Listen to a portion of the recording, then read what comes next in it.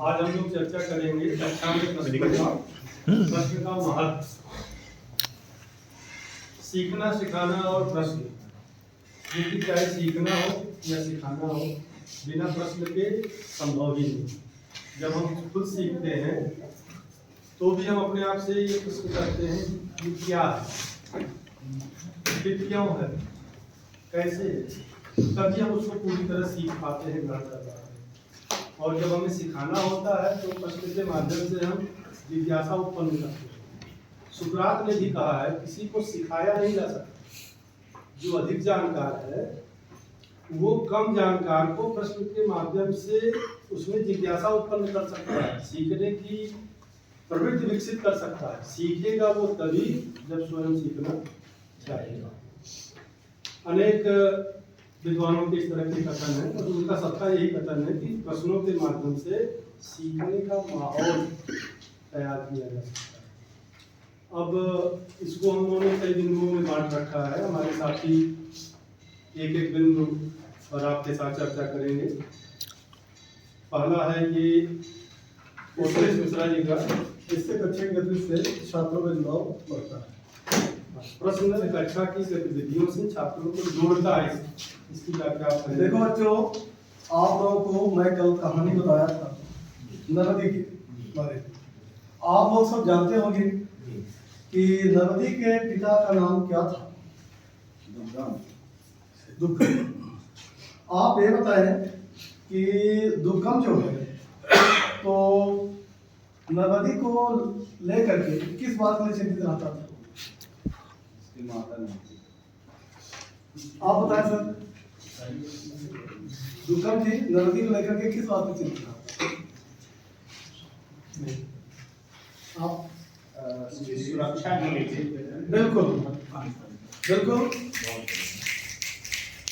देखिए यहाँ पर हम बताए थे कल आप लोगों को कहानी के माध्यम से कि दुर्गम जो है उसको इस बात की चिंता रहती थी कि हम नर्मदी का पालन पोषण कैसे करें और इसको भोजन की व्यवस्था कैसे करें और इसको जिसको पालन बेहतर ढंग से कैसे हो सके, इसके लिए वो चिंतित रहता है। दूसरा बिंदु है छात्रों में खोजी प्रवृत्ति का विकास होता है। मान लीजिए कक्षा में शिक्षक पढ़ा रहा है प्रकाश का परावर्तन, तो प्रकाश सीधी रेखा में गति करता है और कोई ऐसा माध्यम उसे मिला जिसको वो पार नहीं कर पाता तो परावर्तित हो जाता है। अगर शिक्षक ने कहा कि कुछ ऐसी घटनाएं कि आपने देखी है अपने जीवन में, बच्चे सोचने के लिए मजबूर हो जाते हैं। शीशा, दर्पण, इसका प्रयोग चाहे सब लोग करते हैं, हर घरों में होता है। बच्चे लेके यहाँ वहाँ भागते हैं, गाड़ियों में शीशे लगे होते हैं, लोग खड़ा करते हैं। सूर्य की रोशनी पड़ती है तो रिफ्लेक्ट होकर के वो दूसरी ओर जाती है, तो कहीं कहीं वो खोजी प्रवृत्ति हो। हाँ, उनकी गाड़ी खड़ी थी तो शीशा तो वो रोशनी ऐसे चमक रही थी। मैं शीशा लेकर के बाहर धूप में आंगन में गई तो सूरज की रोशनी शीशे से टकरा करके दीवार में पड़ी। ये खोजी प्रवृत्ति उसके अंदर विकसित होती है और वो सीखता है। तीसरा बिंदु है शुक्ला जी, छात्र अधिक गहराई और गंभीरता से जैसे कोई भी कॉन्सेप्ट हमारा है उसमें छात्र बहुत ही गहराई और गंभीरता से विचार करते हैं। एक छोटा सा मैं कॉन्सेप्ट लूंगा, फिर समय के आधार पर हमारे साथी करेंगे। जैसे कि मान लीजिए कि एक बहुत प्रारंभिक कॉन्सेप्ट हमारा है, तो प्रश्न पूछता हूँ, हिंदी में स्वर कितने होते हैं, संख्या कितनी होती है स्वर की? 11 सर 11। अच्छा, दूसरा उसमें कॉन्सेप्ट है बहुत राइट, ओके, अन और अह को स्वर क्यों नहीं कहते हैं?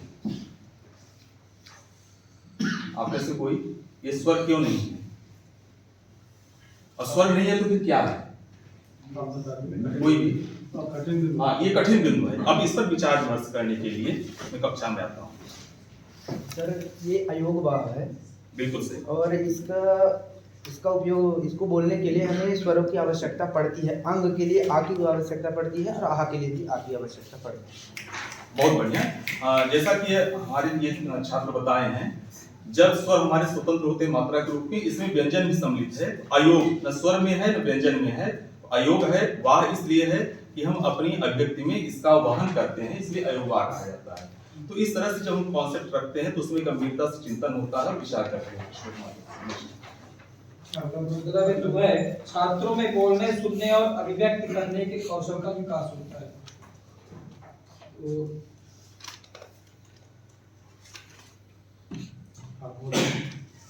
छात्र सुनता है। जब हम क्लास में जाते हैं तो कोई नया टॉपिक जैसे शुरू करते हैं, उसके संबंध में प्रश्न करते हैं बच्चे से, क्या तुमने इस चीज को देखा है? तो उससे क्या है कि जब हम उससे प्रश्न करते हैं तो वो हमसे बोलता है, बात करता है और हमारे प्रश्न को सुनता भी है। जब किसी से प्रश्न किया जाता है तो वो ध्यान से सुनता भी है और अभिव्यक्त करने की प्रक्रिया में भी विकास होता है बच्चों के। यानी ये तीनों कौशल बच्चे में अगर विकसित नहीं है तो वो आगे सीख नहीं सकेगा। अगर वो अच्छे से सुन नहीं पा रहा है, अच्छे से सुनने का मतलब कम सुनना नहीं है, वो विषय पे ध्यान नहीं दे पा रहा है, अपनी बात को अभिव्यक्त नहीं कर पा रहा है और उसके मन में जिज्ञासा नहीं बढ़ रही है, तो वो सीख नहीं पाएगा, वो जहाँ है वहीं रहेगा। देखिए सभी प्रश्न जो है तो बच्चे के सक्रियता पर निर्भर करते हैं। बच्चा जितना सक्रिय होगा उतना प्रश्न सुन पाएगा, उतना बोल पाएगा और अपनी अभिव्यक्ति। अगला बिंदु है छात्रों की सोच व समझ का पता चलता है। जब हम कोई कंटेंट कक्षा में लेके जाते हैं विषय वस्तु आधारित, तो छात्र अपने हिसाब से सोचता है। हर व्यक्ति का माइंड, यानी जब हम प्रश्न करते हैं और उत्तर देता है तो उसकी सोच का पता चलता है कि ये पूरा सीख पाया है या अभी अधूरा सीख पाया है। इसी ये तात्पर्य निकलता है, सोच और समझ का पता चलता है। यानी वो विषय वस्तु को समझ पा रहा है या नहीं समझ पा रहा है। ठीक है। अगला बिंदु है पूर्व ज्ञान के स्तर का पता चलता है। प्रश्नों का शिक्षा में प्रश्नों का महत्व इसलिए भी है कि हमने जो पिछला टॉपिक पिछले दिन पढ़ाया है वो उसकी जांच करने के लिए हम बच्चों से पूछते हैं और उसका क्या क्यों और कैसे का कैसे पता चलता है। यानी प्रश्न करके ही हम पता कर पाते हैं कि जो पिछला पढ़ाया गया था कितनी समझ इसके अंदर है, वो भूल गया है या हम फिर से बता करके आगे बढ़े। और अगर हम पूर्व ज्ञान से उस दिन की विषय वस्तु को नहीं जोड़ पाते हैं तो फिर हमारा पढ़ाना सार्थक नहीं है, क्योंकि वो पीछे रह जाएगा। कहाँ से पढ़ा रहे हैं, कैसे पढ़ा रहे हैं, छूट जाएगा, वो इतने में ही भटकता रहेगा। यानी इसमें हुक तकनीक का बहुत बड़ा रोल है प्रश्नों में। बहुत बढ़िया सर। एक